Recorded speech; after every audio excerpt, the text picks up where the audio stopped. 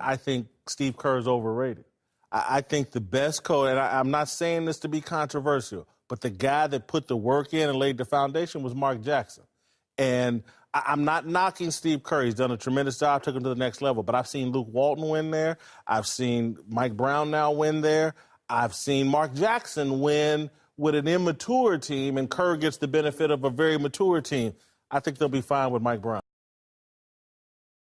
Mike is a defensive coach. I think he's great for Golden State right now. They don't have one problem on offense. They can score with anybody in the world.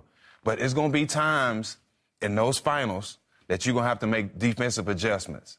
Mike Brown has got so many adjustments and learned so much from coaching under Pop. If any coach can sit on that bench and get these guys ready to win the championship, I got all the confidence in the world in Mike Brown. I think you could make the argument for a couple months it works. But I could run Microsoft for 2 months, 2 years, and that thing's a toy store. I think over time, Kerr does add something. First of all, I do think Mike Brown's underrated. He was the NBA Coach of the Year. He's coached in the finals. And that 1 year and 5 games in L.A., he took them further than Phil Jackson had taken them the year before. Right. He won one extra playoff game.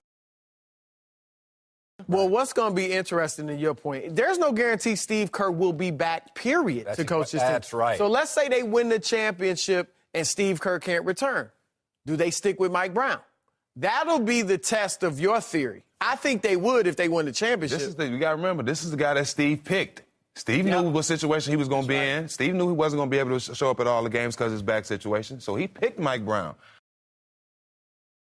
Look, he's coached LeBron, Kobe, and now Kevin Durant and Steph Curry. By the way, that's blessings you know right what there. you find about Mike Brown? A lot of players like him, but Kobe and LeBron didn't because Kobe and LeBron are demanding. And they don't want to have to do all the yelling and screaming. So maybe Kobe and LeBron, they want to pop. They don't want to have to do that. Don't knock. We're not asking you to knock Mike Brown. But what is a legitimate criticism of him? That he's not the in-your-face guy. That he's just not that. He talks proper. You know, he's not what you expect from a black coach. You know, he's not the in-your-face, curse you out type of guy.